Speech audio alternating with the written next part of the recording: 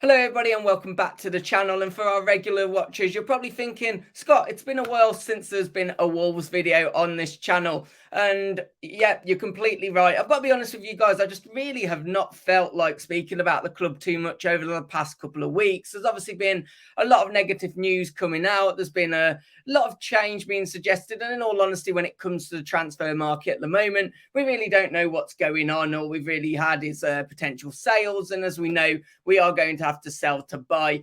So guys, that's why I haven't really been doing much. I've just felt a little bit disheartened about it all. But today I'm going to be speaking about what's next for Wolves. I'm going to be obviously looking about what's happened in the past couple of weeks, giving my opinion on it and what I think that shapes for the future. So guys, before jumping into it, as always, do me a favour, hit that like button, subscribe to the channel if you are new here, and let's jump into this video. And I want to start off by speaking about Fosun versus Lopetegui, because that has been a huge battle that we've already had during this pre-season and towards the end of the season. Of course, Lopetegui hinting throughout the end of the season that investment needed to be made. And we know that Lopetegui wasn't just going to come here to basically just, be stuck in a relegation battle. But what's really interesting, and this is probably why there has been such a little bit of negative surroundings of the whole situation around whether Lopetegui was going to stay and what's going to happen. Of course, Matt Hobbs, the sporting director, has now confirmed that Lopetegui is going to stay, at least for now, because we do know that there is potential interest from Saudi Arabia. And as we know at the moment, as we've seen with the NEVES transfer, they are very much buying football. And I'm sure Lopetegui might be tempted if he's not really happy with the Wolves project and, of course, the huge salary which could be on offer for him. But what do we know? Obviously, Matt Hobbs come out with a statement last week, and I will be picking out a few points from that throughout this video because it was a good indication of what's going to happen for the future. It looks though, as it says here, the project is different to what he thought it was. We had to allow him time to understand it and get his head around how to build a squad to be competitive in the Premier League. Now, as we know, Wolves have entered huge FFP issues, which is why we're seeing sales such as Ruben Neves happening. There's also other sales which have been touted, which I will be covering in this video. But the whole sense is that we're having to sell before we buy. And of course, that means that we are looking at a very different transfer model. But what I find really interesting is that Julian Lopetegui was only brought in January. Now, within that January, of course, we made a couple of big signings, such as Cunha, who cost a lot of money. But we saw a bit of a change with us going towards that £8 to £15 million mark, which has been confirmed the way that Wolves will now be moving going forward. What I find really interesting, though, is the fact that why wouldn't Lopetegui been aware of this? And is this where the battle between Lopetegui and Fosun has started? And although I've been a bit annoyed at Lopetegui, I sometimes feel is he really to blame because of everything that's been happening? Maybe he thought that he was going to have a significant investment and he'd be able to build the squad next season to come back bigger and stronger and maybe, at least compete for the top half of the table. Now, with that being said, you do have to wonder why Fosun, and more importantly, those within Wolves, wouldn't have known that at the start of the January transfer window. Of course, we went and spent a lot of money within that window, but surely a club should be aware of where they are within FFP, and they should know about what the future holds. Of course, we don't have potentially loads of players that we could ship off if Lopetegui was to keep the big bulk of his squad and wanted to obviously improve that squad as well. So I really refuse to believe that Lopetegui was under the assumption that we're going to have to sell our players, and some of them being some of our better players, in order to form a transfer budget. But having said that, surely the Wolves hierarchy would have known that. So it makes me ask the question really, have we seen a little bit of bad play from Fosun? Have they potentially lied to Lopetegui? And that's why there's just this huge debacle really, especially in the early days where you did wonder, is Lopetegui going to be our manager for next season? I think when it comes to Lopetegui, I do expect him to still be in charge for the season. But it will be interesting if he is tempted by a huge Saudi investment. And obviously, it'll be interesting to see what Wolves do as well. Because, of course, if we could potentially negotiate a fee as part of that move for a manager that's maybe still has accepted that he's going to stay, but I imagine he's still a little bit annoyed about the whole process. You do have to wonder whether he will move on. But of course, that makes the whole debacle about transfer policy a little bit harder. And I think that's why maybe now the club will do everything they can to keep hold of Lopetegui, because I think he is the one main thing that we've got now to really attract people to the club. Of course, just today, we've seen potential rumours that we might be trying to hijack Fulham's transfer for Upper Campus, a player that we've been linked for a long time and, of course, has played under Lopetegui. But let's talk about our transfer policy, because as I mentioned previously in the video, we now look like we're going to be targeting more towards the 18 to 15 million pound price ranges. But as well as that, we're also having to sell off some of our stars. I mean, of course, we now know that Ruben Neves has left in what was a big Saudi money move. But there's still some things that happen operationally that confuse me and annoy me a little about Wolves within this. So we're led to believe that Wolves had accepted two transfers. One was a £35 million deal from Barcelona, or the other one was a £47 million move from obviously the Saudi club Ruben Neves has joined. Apparently, we were willing to accept both, which seems strange for a club that needs a lot of money to accept a transfer that's £12 million below. Now, of course, some of that might have been some grace given to Ruben Neves, allowed him to pick the club that he wanted to choose. But it's hard to believe a club that's struggling for money and really needs to basically sell to buy would be prepared to accept two offers, one of those being £12 million shorter than the other eventual offer that we did get. Now, of course, we have ended up with the more of that money. We've got £47 million, which is obviously huge for the club, means we'll have a lot of money, or at least a bit more money, I should say, to play with in the transfer window. But that is not where the sales are now stopping. Of course, Nathan Collins linked with a move away from to Brentford, and we signed him for around the £21 million mark, and we believed we would accept a fee of £25 million. Now, there's two ways of looking at this, and I really can't decide what is the right option. So as always, guys, with everything I'm saying in this video, do leave me your thoughts below because I'm really interested to see. But of course, that would mean a £5 million profit on Nathan Collins, which one is a profit at least, and two, you know, it gives us more of a budget for someone that is a third choice centre-back in terms of Lopetegui.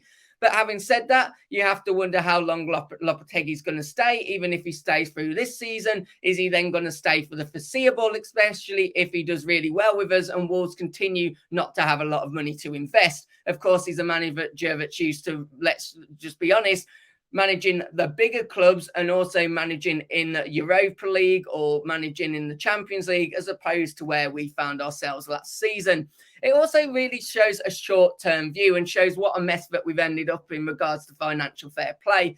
Now, the question around Nathan Collins, the jury's still out on him. But from my personal experience, I think a 21-year-old centre-back playing in the Premier League shows real huge potential. And maybe he doesn't look quite ready yet, but he would have learned a lot over the next 12 to 18 months and would have ultimately been the successor for Dawson. So it seems really weird that we're willing to let one of our potential players for the future go for such a small profit, because, of course, if he continues his development in the way he is, even if we had to sell him down the line, you think for a centre-back, especially one, one that would be a home quota centre-back, you'd be looking for somewhere within the price of 40, 50 million if he continues his development well in the next couple of years. Let's not forget, he'd only be 23 years old by then. Another one, though, is, as we know, Fabio Silva looks set to leave, with the club willing to accept around a £20 million bid. Part of this comes down to the fact that Fabio Silva doesn't want to return to us, mainly because he was traumatized by the season, and that was words that the agent used, traumatized by the season where the Raul injury happened. And of course, that did mean that, you know, inevitably he was kind of just thrown to get on with it, wasn't he? A lone striker at 18 years of old, having to lead the line in a team with barely any depth. you can maybe see where he's coming from. But of course, that would show a £15 million loss. Now, we do know that potentially all the add-ons within the £35 million fee might have and probably haven't been met. So it's unlikely that it would be a full £15 million loss, but I imagine Wolves would still be making a loss on this transfer. It's also another huge potential player for the future that we are letting go of. And you do have to wonder if he had another good season out on loan, or he more importantly, came back to us and did well, what money would that save in the future? Now, this selling of our premium assets in terms of our youth players that could turn good is one of those that might be good now, because of course 20 million there, 25 million for Collins, another 45 million to play with, but these players will be have to be replaced further on down the line. So it really does put a huge emphasis on our recruitment team. And you have to look at how the recruitment team are now changing things. Of course, this 8 to £15 million bracket means one of two things. We're even going to have to find hidden gems, such as Boubacar Traore, such as João Gomez. And of course, these players do look like they've got a huge potential to them. But you do have to wonder, in a squad that's not absolutely massive, are both of these ready yet to potentially take the forward line? I'd probably argue João Gomez is, and I maybe would like to see more of Boubacar Traore next season. But what we're not going to get is so much of the finished product. And these players that do come in, especially the youngsters, will have to adapt to the league quickly, because they will probably be thrown into action quite quickly as well. But of course, you look at both of these players and you do see some good for the future. Boubacar Traore and both João Gomez, you feel there's huge potential to make a lot of profit on these guys, or be able to keep them in our midfield for the future. Another thing that we will look in this 18 to £15 million price mark is to obviously bring in experience. And that's what we saw in January with the obviously the new people in charge, such as Matt Hobbs, who stepped up into a more senior position, teaming up with Lopetegui. We saw Dawson brought in, and we also saw Mario Lemina. And of course, they did make huge changes. Yes, experienced players are going to cost less and you won't have much sell-on value. But if you're buying at these kind of price ranges and you're going to get a good 3 years, or even Lemina's case, probably a couple of more than that, then it's not really a bad investment at all. So it really does seem now that we're not going to go for these huge names that you've heard of, such as, maybe a Nunes, maybe a Guedes. We're going to go for these gems, and they're going to be people that potentially experienced players we can bring in, or hidden gems within the younger setup that are going to hopefully end up big stars. But of course, that does come with a bit of risk. But if you actually look at where the best signings have come for Wolves, it has been within that kind of playing field. So I do feel that it makes a lot of sense. Another thing that I want to speak about, though, is what does that now mean for our transfer policy? And is this once again where we're seeing little differences start to come up again between what Fosun want and what Lopetegui want? And have they really been resolved? Now, of course, that we knew, and we've seen this, that Lopetegui did hint that he would like to get some players, potentially even from the Championship. And it's believed that we've scouted both these guys on screen, Alex Scott and Gyökeres, for some time. And they would have been our premium targets. The problem is with that is there is a lot of attention from both of them. Gyökeres apparently already in talks with Sporting, and Alex Scott has got a number of suitors. And obviously because of that, and because they're already playing in English football, there is that premium price. And it's believed these guys would cost between 20 to 25 million pounds, which means we could sadly see some of the premium targets that Lopetegui wanted out of our price range.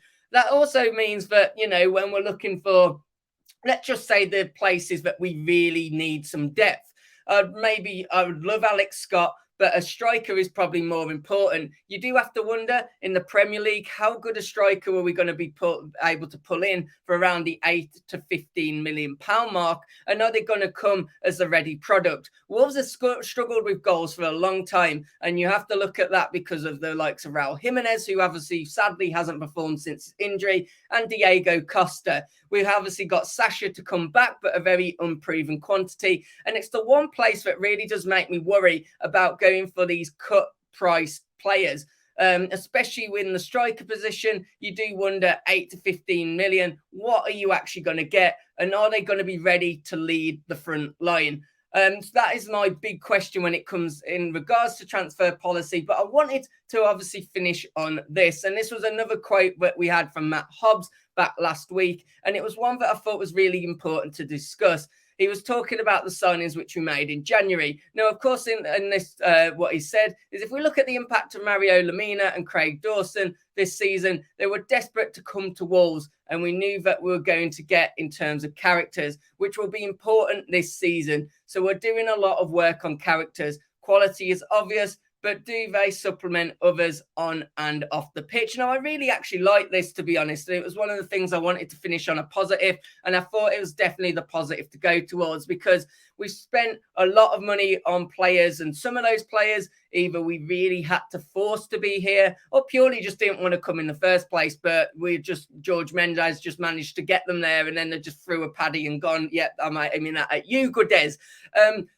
It's important that we get some affinity back between the fans and the players. I think when we look back to what happened in Europa League, we've really lost that connection with the players. In fact, by maybe one or two, I'm probably not disappointed if the whole lot of them left. I really feel as a fan base, we've kind of lost that bond with the squad. And of course, results do matter, but it's also about them wanting to be there. And I think we saw that in January. Obviously, results improved as well, and we did survive from relegation. But of course, you can see where they're coming from, the likes of Dawson, Lemina, and even though we did pay a very big fee for him, Cunha, they all definitely brought a vibe, and you could see that there were huge characters within the dressing room, and you could also see that these were the players that started to build a bit of a bond back with us fans too.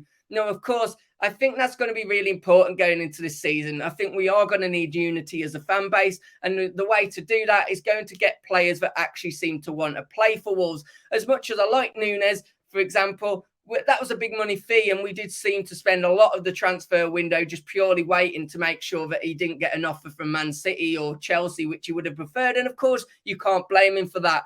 But you don't really want players coming in here already looking for the exit. Of course, Diogo Jota was another one, weren't he? Diogo Jota did say once he joined Liverpool that he kind of wanted Wolves as a stepping stone to get onto the bigger stage. And of course, football players are going to have that ambition.